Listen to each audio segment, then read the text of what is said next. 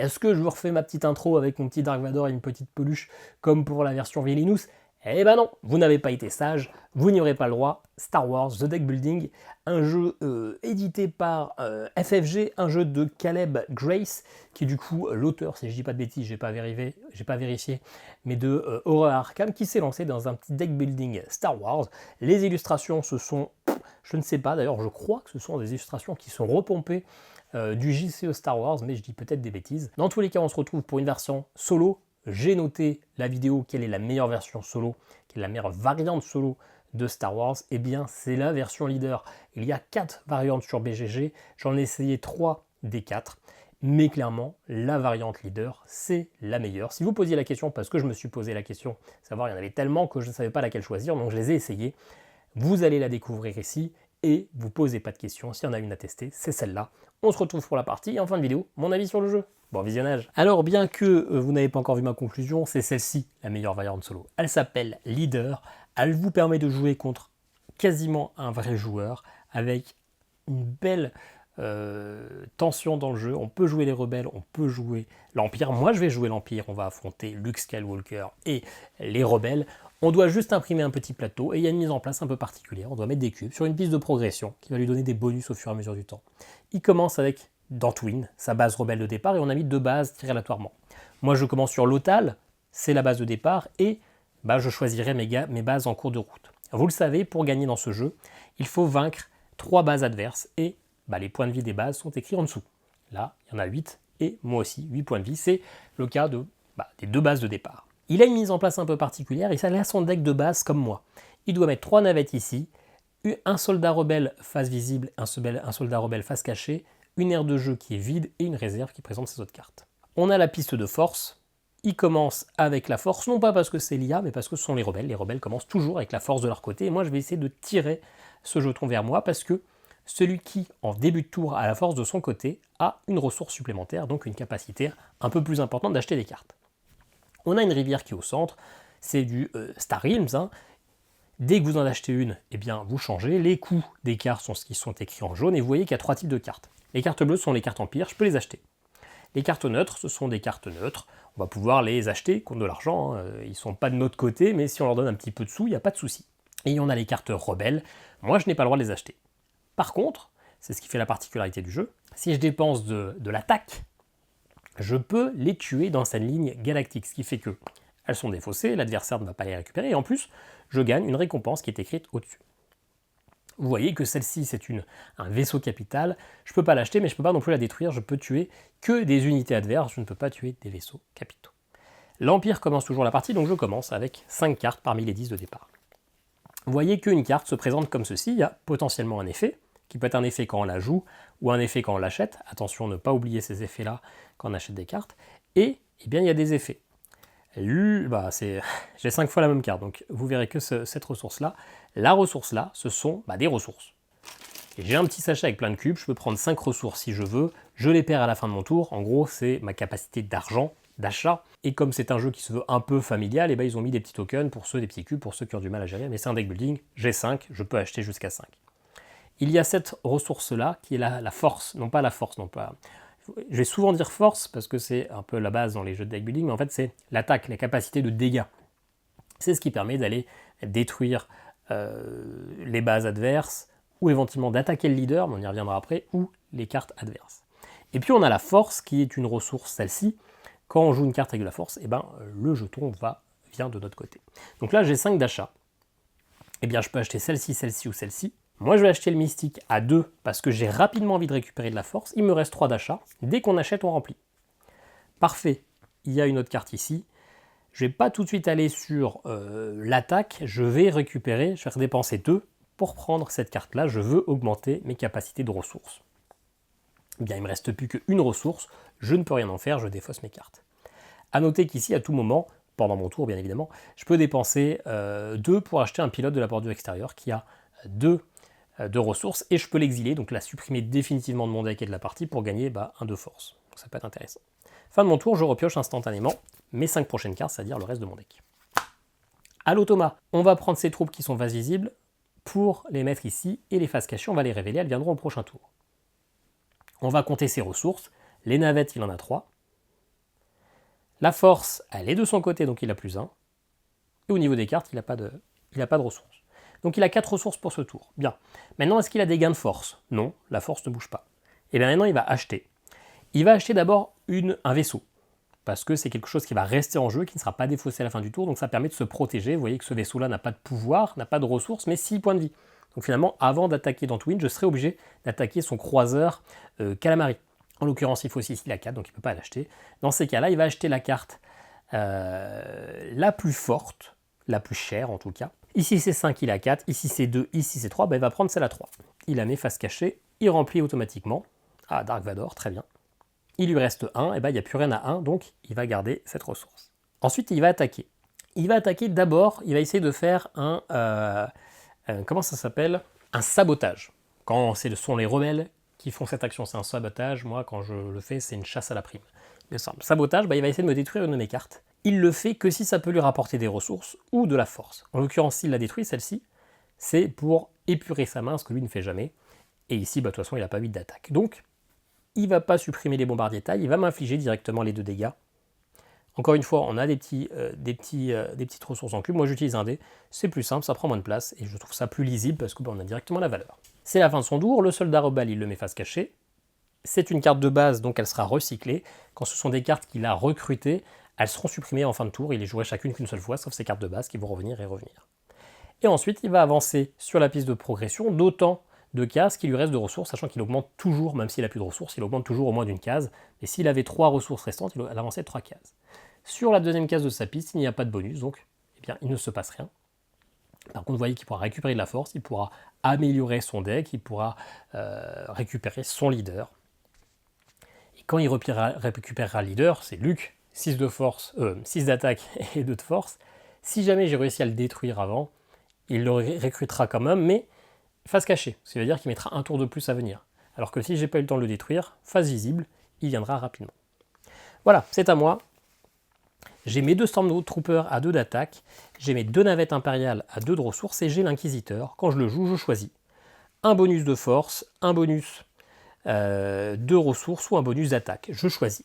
Je vais sûrement plutôt aller chercher la force, mais on se concentre un peu. Non, c'est pas ce que je vais faire. J'ai 2 d'attaque, plus 2 ça fait 4. Je vais prendre l'Inquisiteur pour avoir une autre d'attaque, ça fait 5. Et donc je peux aller tuer Cassian Andor. Ça coûtait 5, donc c'est tout pile, et je gagne instantanément 3 ressources. Bam. Et 2 de force. Hop et hop. Donc finalement, c'est plus rentable que l'Inquisiteur. Ça, je peux déjà les défausser, parce que je ne les utiliserai plus. Et donc là, j'ai 5. Donc ça, c'est supprimé, c'est remplacé. Un chasseur fang. J'ai maintenant 5 de ressources. Je vais aller acheter le chasseur fang. Ça coûte 3. Quand je l'achète, il y a un petit effet. Quand vous achetez cette unité, ajoutez-la à votre main. Et piochez une carte si la force est de votre côté. Alors la force n'est pas de mon côté, mais du coup, je peux la rejouer. Ce qui fait que maintenant, j'ai à nouveau 3 d'attaque. Alors, il me reste 2 d'achat et 3 d'attaque. Les 2 d'achat, eh bien, je vais aller chercher un bombardier de taille. Est-ce que je vais chercher un bombardier de taille ou est-ce que je vais chercher un pilote de la bordure extérieure? Parce que là, j'ai un Dark Vador. Si je peux aller le chercher rapidement, ça m'arrangerait bien. Et je vais défausser les 2 là, enfin dépenser les 2, pour acheter un pilote qui me donnera 2 ressources. On va essayer d'aller acheter Dark Vador avant qu'il arrive à me tuer. Et mes 3 d'attaque restantes, je pourrais aller supprimer ça, pour exiler une carte de ma main ou de ma défausse, donc épurer un peu mon deck. Est-ce que j'ai tout de suite envie de l'épurer? Non. Alors, qu'est-ce que j'ai chopé comme carte? J'ai surtout de l'attaque. Je pourrais supprimer mes petites attaques. Mais je crois que je vais surtout les utiliser pour aller faire 3 dégâts à Dantooine. Les 3 premiers. Hop là. Voilà. Fin de mon tour, ma pioche est vide. Eh bien, je remélange mon deck. Et je repioche 5. Allô Thomas, hop, il révèle ça. Il met ça comme ça. Il a donc 3 ressources. Il a toujours la force de son côté, donc un petit +1. Et ici, il n'a pas de bonus. Il a donc 4 ressources. Il veut acheter un vaisseau, mais c'est trop cher. Il va acheter du coup la carte la plus chère. C'est celle-ci, à 3. Il lui reste 1. Et on révèle Han Solo qui a 5. Donc, il ne peut pas l'acheter. Il va faire 2 dégâts. Encore une fois, il ne peut pas détruire une carte. Enfin, il ne le fait pas parce que ça ne lui rapportera pas ni de ressources, ni de force, donc il va m'attaquer directement. Je suis à 4 dégâts sur les 8 de ma première base. Ça retourne dans sa pioche. Il lui restait une ressource, il avance d'une case, et le petit bonus qui était là, c'est +1 au niveau de la force. Et ben comme mon premier tour, j'ai mes 5 cartes navette spatiale, j'ai 5 d'achat. Ça m'embête un petit peu, un tour un peu nul. Et ben je vais acheter ça pour 2. Et là il y a une base pour 3, donc c'est très bien, je vais prendre la base. Elle n'est pas ultra forte, elle me donnera qu'une ressource, elle a que 3 points de vie. Mais je peux défausser une carte pour réparer ma base, donc sait-on jamais. Ça fait quand même une petite protection. Ça reste quand même très ok. Allez. À lui, là maintenant, il a 2 cartes. Il a donc 3 de ressources. Il a la force de son côté. Voilà. Là, il va gagner la force. Hop, il y a Shirut Imwe qui a 2 de force, donc ça va de ce côté. Donc je vais avoir du mal à récupérer la force, mais c'est pas grave, il a 4. À 4, il peut acheter ça, parce qu'il va acheter la plus chère. Il lui reste 2. Il peut acheter le récupérateur Jawa à 1. Et c'est tout, il lui reste une de ressources. Il va maintenant attaquer à 2. Toujours pareil, il ne peut rien me détruire d'intéressant. Il me fait 2 dégâts de plus. On passe à 6. Lui, celui-là, ça ne fait pas partie de son deck de départ. Donc, il va la supprimer. Il joue les cartes qu'une seule fois. Par contre, celle-ci, il la recycle. Fin du tour, hop, on avance de 1. Il n'y avait pas de bonus. Ok, à moi. Alors, j'ai mon mystique qui me donne 2 de force.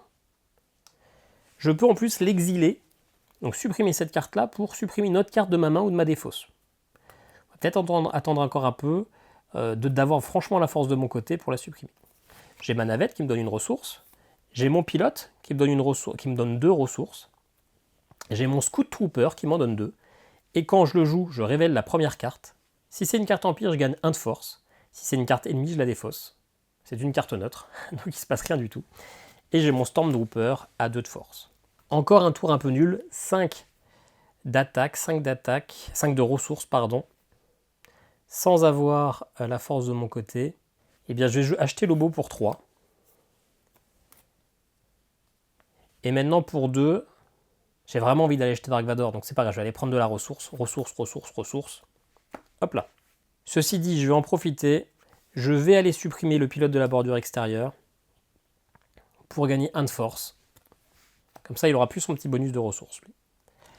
Et ici, est-ce que j'exile le mystique? Non, on va attendre encore un peu. Timoré, hein. Par contre, j'ai pas fait les dégâts. Il faut peut-être pas les oublier, j'avais comme 2 d'attaque. Les 2 d'attaque, bon, on les fait directement à Dantooine. Hop là, on passe à 5. Ok, à lui, il a ses 3 ressources. Il joue ces cartes-là. C'est que de la force, que de l'attaque, pardon. La force est au milieu, donc il n'a pas de bonus. Pour 3, il peut acheter que ça, un pilote de la bordure extérieure. Il lui reste 1. Ensuite, eh ben, il m'attaque à 5. Il me supprime toujours rien, mais par contre, il me fait 5 dégâts. 6 plus 5, ça fait 13, j'avais que 8. L'excès de dégâts est perdu. Par contre, il me détruit ma première base. Là, je dois choisir une base et la révéler au début de mon tour. Je vais mettre celle-ci. Corellia. Donc lui, c'est la fin de son tour, il lui restait une ressource. Hop, il avance. Son petit bonus, c'est gagner une navette. Ce qui fait que maintenant, il aura toujours une capacité de 4 de ressources minimum. Le chasseur fang est supprimé et le soldat va ici. Début de mon tour, je révèle ma nouvelle base. Il s'agit de Corellia. Quand vous révélez Corellia, vous achetez gratuitement une carte empire ou neutre de la ligne galactique. Et en plus, je l'ajoute à ma main. Eh bien, je récupère Dark Vador gratuitement. Ça me fait économiser 8. Par contre, je n'ai que 10 de points de vie, alors que généralement les bases plus évoluées sont à 14 ou 16, donc je suis un petit peu fragile, mais j'ai récupéré mon Dark Vador. Alors, je joue directement l'Inquisiteur, je vais récupérer la force. Plus 1. Pourquoi? Parce que quand je joue Dark Vador, tant que la force est de mon côté, ah bah de toute façon, je l'avais déjà, parce que quand on joue Dark Vador, ça donne 2 de force. C'est pas grave, on le garde quand même pour la... Alors, pour l'instant, on va annuler juste le bonus de l'Inquisiteur, du coup, on va réfléchir un peu. Mais en tout cas, tant que la force est de mon côté, j'ai plus 4 d'attaque. Donc là, j'ai plus 10 avec Dark Vador. J'ai ça qui me donne plus 3, ça me fait 13. Ça, c'est de l'achat. Ça, c'est plus 2. Je suis à 15. Achat. Achat, et ça, j'en fais ce que je veux. Ok. Ça, je vais quand même le transformer en force. Voilà, je la mets déjà dans ma défausse, juste pour m'en rappeler. Là, du coup, j'ai 10, 13, 15. 15, je vais faire 3 dégâts là-dessus. Dantooine explose. Il me reste 12. Je ne peux pas attaquer la deuxième base, elle est révélée au prochain tour. Avec ces 12-là, je vais faire... Avec ces 12-là, je vais faire 4 dégâts ici. Il m'en reste 8. Et je gagne 4 ressources. Il m'en reste 8. Je pense que je vais aller attaquer Han Solo. Ça m'embête un peu parce que ça me permet de gagner de la force. Non, même pas. Je vais aller attaquer ici le B-Wing à 5. Ça permet d'exiler jusqu'à 2 cartes de ma main ou de ma défausse. Donc je vais le faire, bien sûr. Il me reste 3 d'attaque. Ces 3 d'attaque, je vais aller les mettre sur Luke Skywalker. Je peux exiler jusqu'à 2 cartes de ma main ou de ma défausse, parce que je vais exiler ces 2 cartes navettes. Je les exile, mais elles sont quand même toujours actives jusqu'à la fin de mon tour. Donc je vais augmenter mon petit bonus de 6, sachant qu'on se rappelle que j'avais tué un U-Wing qui me donnait 4 de plus au niveau des ressources. Donc j'ai 10. J'ai 10 de capacité d'achat. Qu'est-ce que je vais acheter à 10 ? Je vais acheter ça à 3. Il me reste 7. Je vais acheter ça, le TRTT, à 4. Il me reste 3. Et écoutez, je vais prendre un bombardier de taille. Il me reste 1. Et ça sera bien. J'ai bien amélioré mon deck. En plus que j'ai récupéré la force de mon côté. Bien. Donc lui, on baisse ça. Il a 4 de ressources de base. Il n'a plus la force de son côté. Avec ça, il gagne plus 2. Et avec ça, il a 4 d'attaque. Donc il a 6. Il va acheter cette base-là. Parce qu'il achète toujours, enfin la base, le vaisseau capital, il achète toujours un vaisseau capital si possible. Il n'a plus de ressources. Il va m'attaquer à 4. Il ne peut pas me supprimer une carte parce que je n'en ai même pas. Donc il me fait directement les 4 dégâts. Attention, j'en ai que 10. Et ensuite, eh ben, ça, ce ne sont pas des cartes de base. Donc c'est parti, c'est supprimé. Ça, c'est recyclé. Et hop, il avance d'un. La force arrive un peu plus de son côté, mais on a de la marge, à moi de jouer. Je joue cette base-là. Je peux défausser une carte de ma main pour réparer 3 dégâts de ma base, donc ça peut être pas mal si j'ai une carte un peu inutile. On verra, j'ai une ressource permanente. La force est de mon côté, donc j'ai un petit bonus de plus 1. Bombardier de taille, quand je la joue, je peux défausser une carte de la ligne galactique. Alors, je ne suis pas obligé de la jouer à l'instant T, je peux la jouer un peu plus tard dans mon tour, mais on se rappelle qu'on a ça. On a 2 d'achat ici, et on a l'obo, qui permet d'avoir soit 2 de force, soit 2 d'attaque, soit 2 de ressources. Moi, il n'y a jamais un monde où j'arrive à tuer ça, et il risque de l'acheter au prochain tour. Donc la carte que je vais défausser, c'est Han Solo. Ok. Du coup, j'ai 1, 2, 3 d'achat. Éventuellement 5 si j'utilise le bonus là. Ouais. Je transforme ça en achat, donc j'ai 5 ressources. J'en dépense 4 pour acheter le mercenaire. Quand vous achetez cette unité, il n'y a que des cartes rebelles, hein, c'est chiant. Exilez une carte de votre main ou de votre défausse. Eh bien, on va supprimer de ma défausse ou de ma main une navette impériale. On va réduire un peu nos capacités d'achat. Il me reste un de ressources, mais je ne peux rien en faire. Et du coup, j'ai pas fait mes 2 dégâts. On va temporiser 2 secondes. J'ai pas fait mes 2 dégâts. Mais surtout au début du prochain tour, du précédent tour, je lui avais détruit sa base. On a un petit peu oublié de révéler la base. Comment ça se passe? On avance un peu la zone pour laisser apparaître un pouvoir. Et en fonction du nombre de points de vie, il a un pouvoir spécial. Là, c'est gagner une navette. Donc il avait incapacité, une ressource en plus. Il a dit une navette, et si la force est complètement du côté de l'ennemi c'est lui, c'est pas moi, le joueur défausse une carte de sa main, sinon l'ennemi gagne 4 ressources. Donc finalement, il avait 5 ressources pour le précédent tour. Et là, on a un petit peu fait un peu n'importe quoi. Donc on va essayer de rétablir la vérité. On avait supprimé avec notre pouvoir Han Solo qui coûte tout pile 5. Donc on va lui rendre. On la met là. Comme ça, on équilibre le truc. Et du coup, on va nous supprimer une autre carte. Et, histoire de rendre le truc un peu plus aléatoire, même si c'est pas forcément... Parce que là, j'aurais tendance à dire, normalement, s'il n'y avait pas cette carte-là, il y avait Princesse Leia sur la zone. Et donc, techniquement, c'est Princesse Leia que je vire.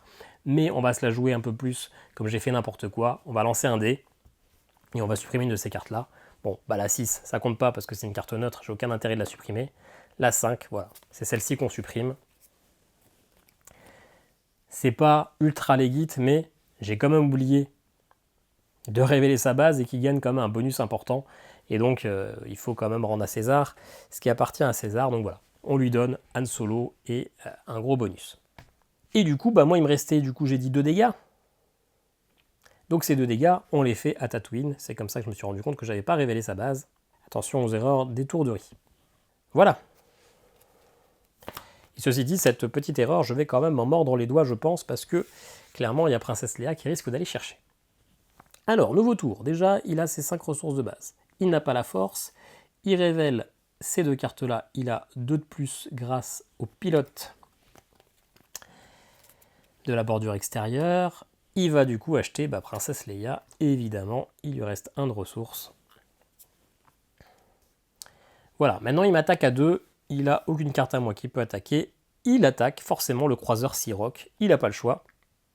Il me protège, on ne peut pas attaquer une base tant qu'il y a un vaisseau capital en jeu. Il avance d'un, hop, il gagne le gardien du temple, qui est une carte de son deck de base, qui vient se mettre ici. Ok, à moi. 2 de ressources. Ça, c'est pour augmenter ma force. Allez, je la joue, j'augmente ma force. Une ressource et une ressource. Bien. Un truc bien pourri. J'ai une ressource ici aussi, ceci dit. Donc j'ai 1, 2, 3, 4, 5, j'ai 6 d'achat.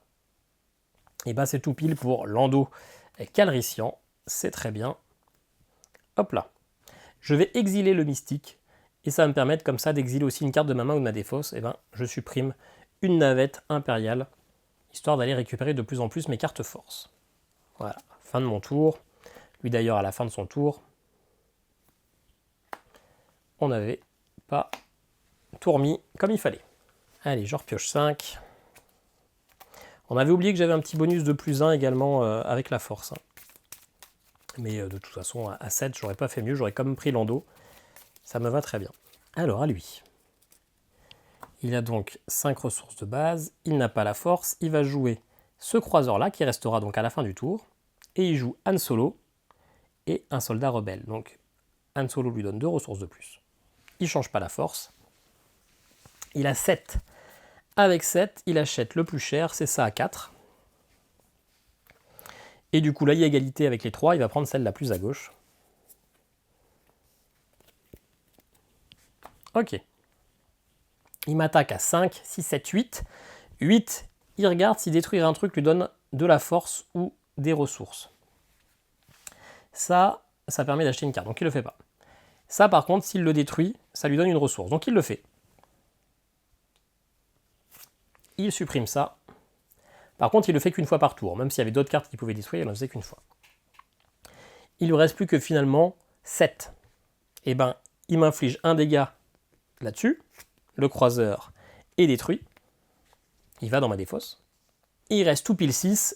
Et Corellia est détruite. Il ne me restera plus qu'une base que je vais choisir tout de suite. On va prendre une avec de la vie, histoire de réussir à temporiser un petit peu. Voilà. Fin de son tour. Il augmente de 1 ici. Et il récupère un petit peu la force de son côté. Ça, c'est recyclé. Han Solo est supprimé. Et le chasseur Mon Calamari reste sur place. Bien, je révèle ma base. Andorre a 16 points de vie. Tant qu'Andorre est votre base, chacune de mes unités troopers et véhicules gagne 1 de force. Je ne sais pas trop si j'ai beaucoup de troopers, mais j'ai au moins celle-ci, au moins ça, au moins ça. Et voilà, bon, c'est déjà ok.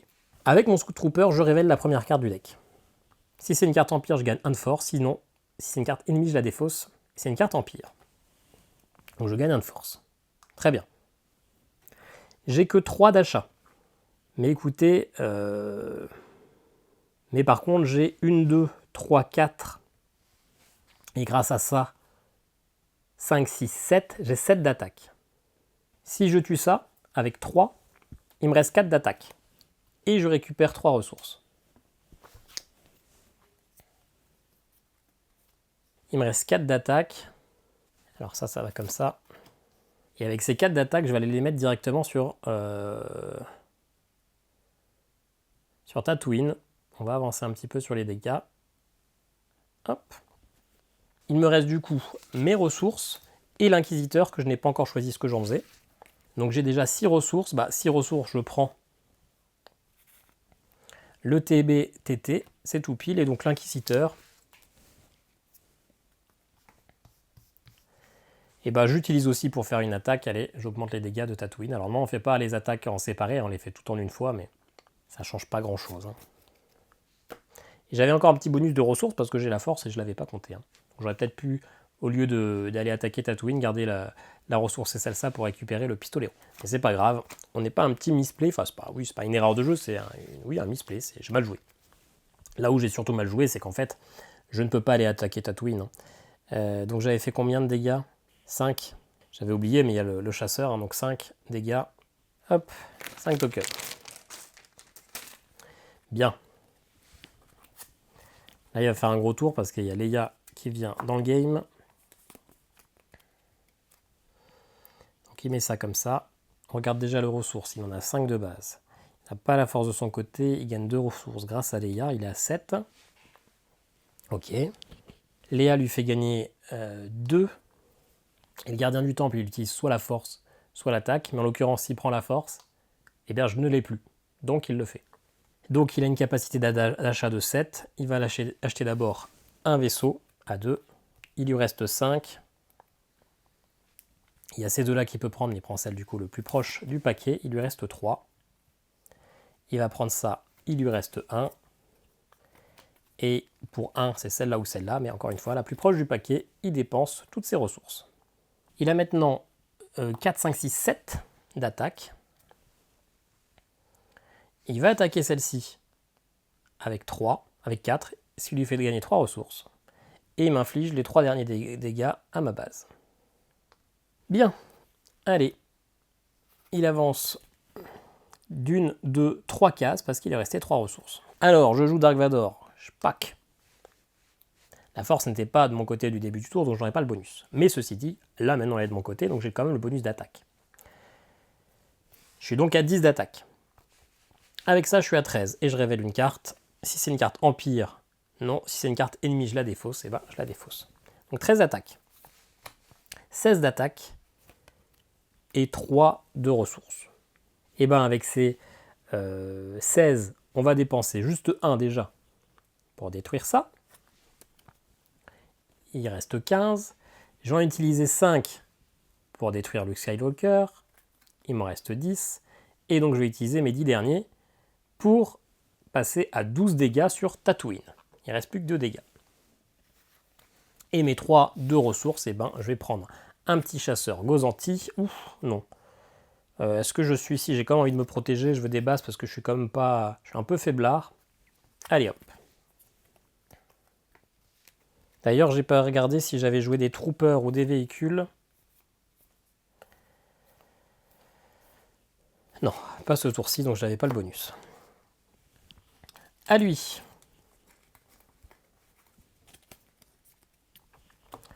Les 5 ressources de base.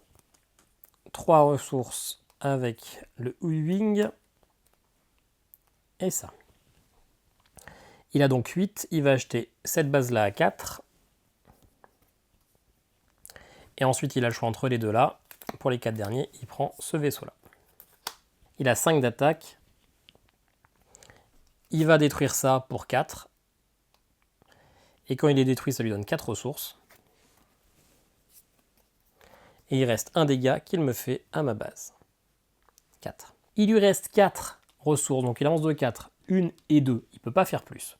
Ceci dit, il gagne le bonus de force. Et là, il gagne son leader. Le leader, je l'avais détruit.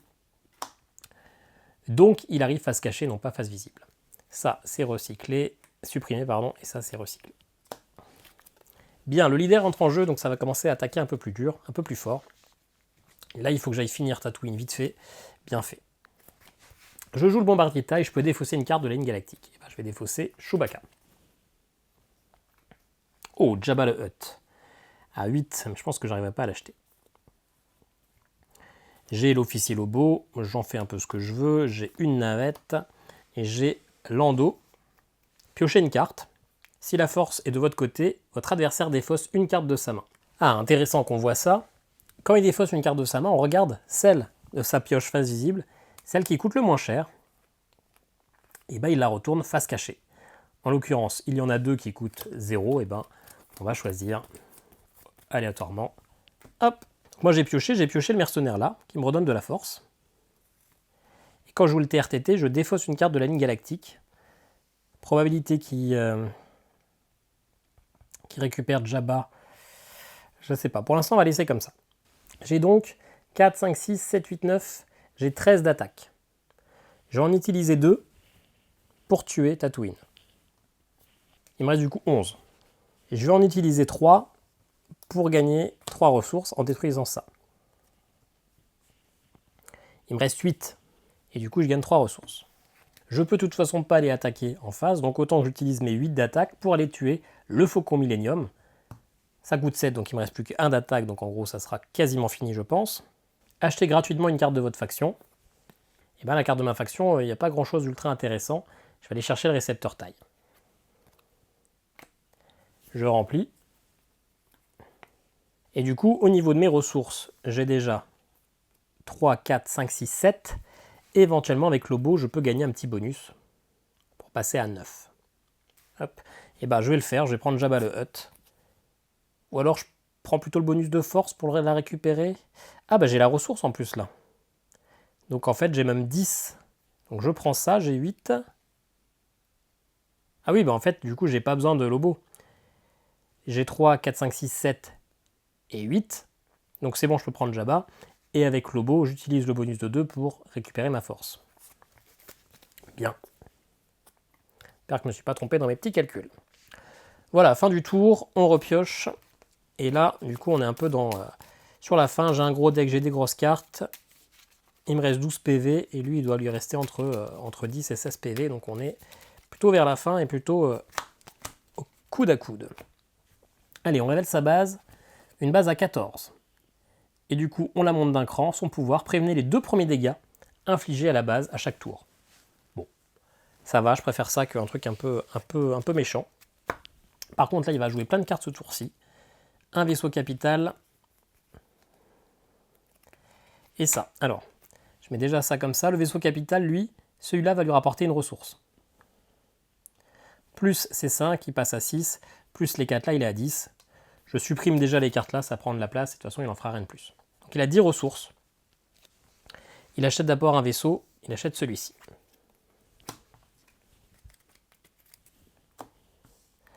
Il lui reste 7. Et bien maintenant, il va acheter celle-ci à 5. Et il lui reste 2. Et ben il achète ça à 2.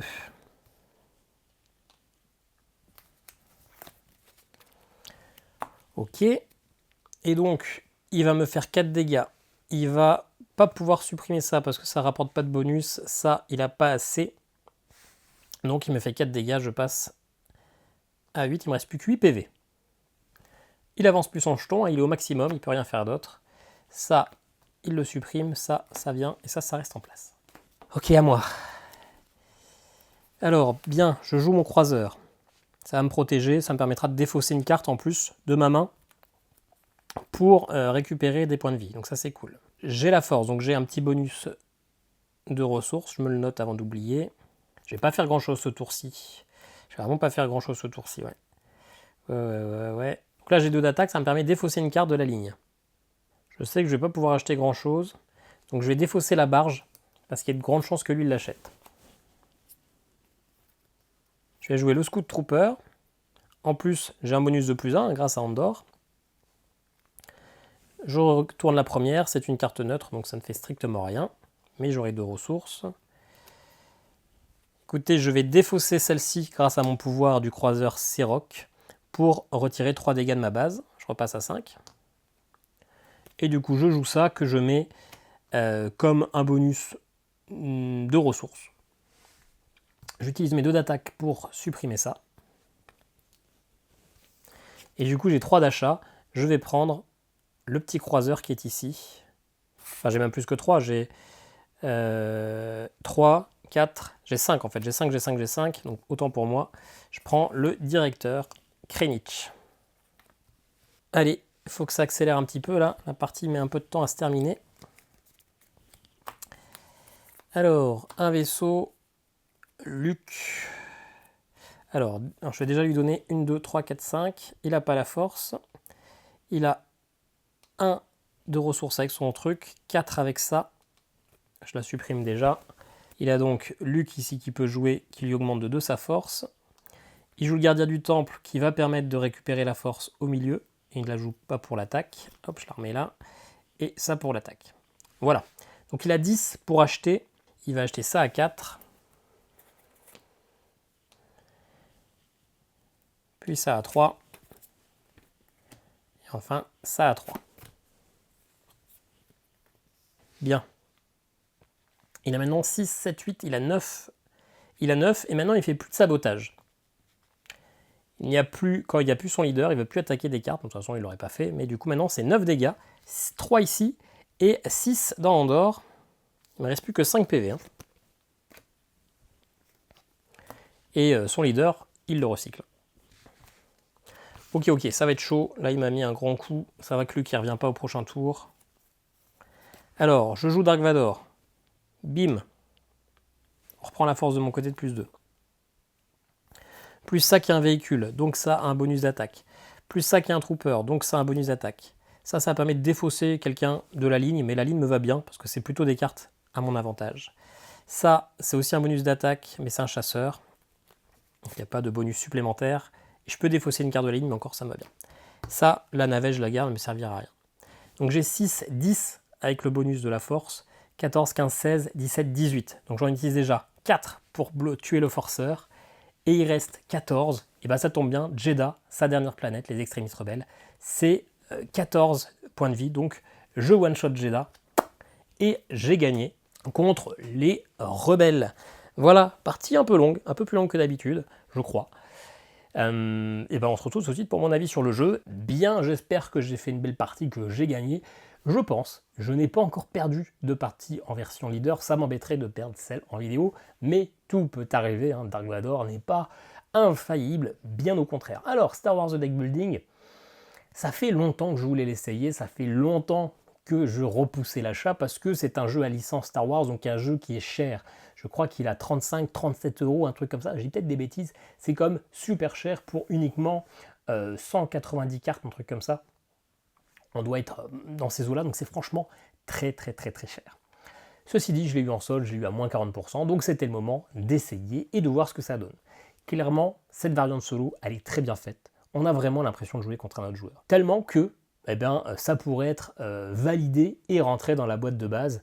Ça ne coûte pas très cher en matériel. Je ne sais pas si l'auteur de cette variante, que je vous mets en description, a essayé de contacter FFG, mais franchement, elle marche vraiment bien. Star Wars Deck Building, c'est quand même un jeu qui se veut un jeu grand public. Il n'y a pas d'âge écrit sur la boîte, mais clairement, si vous mettez une licence Star Wars sur un jeu, c'est pour attirer du peuple. Et en ça marche très bien. C'est une version Star Wars de Star Realms. C'est tout simple, on a la même mécanique de reprise de cartes au niveau de la rivière. C'est un jeu qui est très simple. Ce qui est plutôt cool, c'est ce choix de base. On n'a pas des points de vie comme dans Star Realms, on a 3 bases qui ont des points de vie, mais du coup, une fois qu'on en a perdu une, on va pouvoir choisir, adapter notre stratégie pour en remettre une autre. Est-ce qu'on veut augmenter certains bonus? Est-ce qu'on va faire des dégâts directs à l'adversaire? C'est sympa, surtout que vous prenez une planète qui a peu de points de vie, et dans ce cas-là, elle a un pouvoir qui est assez fort, ou au contraire, un pouvoir qui est faible, beaucoup de points de vie, ça c'est plutôt cool. Ce qui est plutôt cool aussi, c'est cette partie force. Vous pouvez la tirer vers vous et ça va vous donner un bonus, c'est thématique. Et enfin, cette rivière qui est recto verso, où chacun a ses propres cartes, mais on va pouvoir détruire les cartes adverses pour empêcher d'avoir sa carte maîtresse, et on n'a pas perdu notre tour en faisant ça, parce que sinon ça n'aurait pas d'intérêt, on gagne quand même des bonus. Donc c'est vrai qu'il y a quand même sur le papier pas mal de points forts, pas mal de modifications par rapport à Star Realms, qui fait que c'est une belle adaptation de Star Wars en deck building. Mais il y a un gros mais, il y a même plusieurs gros mais, c'est un jeu de deck building ultra accessible, ultra familial, très peu profond. Finalement, la stratégie dans ce Star Wars deck building, c'est d'acheter la meilleure carte, c'est-à-dire celle qui a le plus de force. Dans un Star Realms, on va avoir des choix. On va avoir 4 familles de cartes, les rouges, les vertes, les jaunes, les bleus, qui vont nous orienter vers une stratégie. Une qui va être plus défense, une qui va être plus attaque, une qui va être un peu plus heal. Généralement, vous allez choisir 2 couleurs dans votre deck et vous allez les booster pour essayer de faire des combos, parce que souvent il y a des actions qui vous dit vous faites 5 dégâts, mais si vous avez déjà joué une carte jaune dans le même tour, eh bien vous faites X trucs en plus. Ça c'est cool, c'est très très simple, il y a juste un code couleur et on est parti, donc les stratégies sont aussi ok, mais ça rajoute cette sensation vraiment de monter en puissance, tac tac tac tac tac. Là, il n'y a quasiment aucun combo. Déjà on perd cette notion de couleur et de famille, et les effets qui sont écrits sur les cartes, ils sont souvent des effets, ce sont souvent des effets de pose de carte. Il n'y a pas cette notion de créer une stratégie pour avoir quelque chose d'assez puissant. C'est vous faites ça, si la force est votre côté, vous gagnez un truc, vous faites ça, vous défaussez une carte. C'est très très très léger. Finalement, on n'a pas l'impression de faire vraiment des choix. On va regarder la carte qui nous rapporte le plus de ressources ou la carte qui nous prend le plus de puissance. Et si elle a un petit bonus supplémentaire, eh ben c'est cool. L'autre chose, je vous ai dit, la force c'est cool, c'est thématique, ça donne un petit bonus. Mais finalement, ce bonus, il est surtout important en début de partie. Très rapidement, on va en avoir un peu rien à fiche de la force. Alors si Dark Vador a son bonus quand il a la force, il a 4, plus 4 en attaque, mais finalement, quand vous le posez, il a un gros bonus de force, donc c'est assez fréquent que quand vous posez Dark Vador, vous récupérez la force de votre côté. Mais ce petit bonus de ressources, il est très important en début de partie, parce que vous manquez de ressources, mais très rapidement, ça va plus être le cas. Et au contraire, au début de la partie, vous avez peu de cartes qui vous donnent de la force. Donc au début de partie, vous aimeriez avoir la force, mais vous ne l'avez pas. À la fin de la partie, vous pouvez le faire facilement, mais vous n'avez plus rien à fiche. Il n'y a pas assez de cartes qui jouent avec cette force, pas assez de cartes qui combattent outre mesure l'utilisation, le gain de cette ressource supplémentaire. Donc finalement, c'est un jeu qui marche bien, c'est un jeu qui est cool, c'est un jeu qui est cool, mais beaucoup trop simple, pas de stratégie.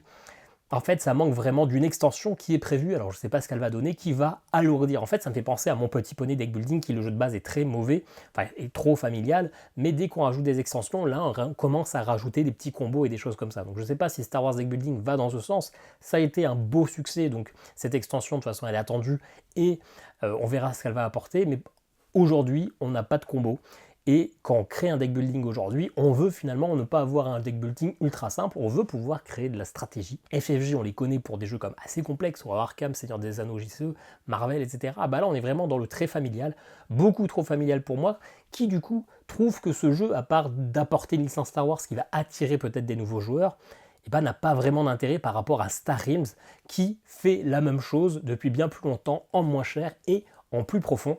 Pour moi, c'est un Zogma de bronze parce que finalement, il n'apporte rien du tout au marché actuel. Si vous voulez un jeu du genre, achetez Star Realms tout simplement. Voilà, c'est tout pour mon avis sur Star Wars Deck Building. Peut-être que j'ai été un petit peu virulent, j'ai vu qu'il était dans beaucoup de tops des jeux à deux ou des meilleurs jeux de l'année 2023. Moi, ça a été quand même une déception. Content de l'avoir essayé, ça reste plaisant encore une fois, mais qu'est-ce qu'il apporte?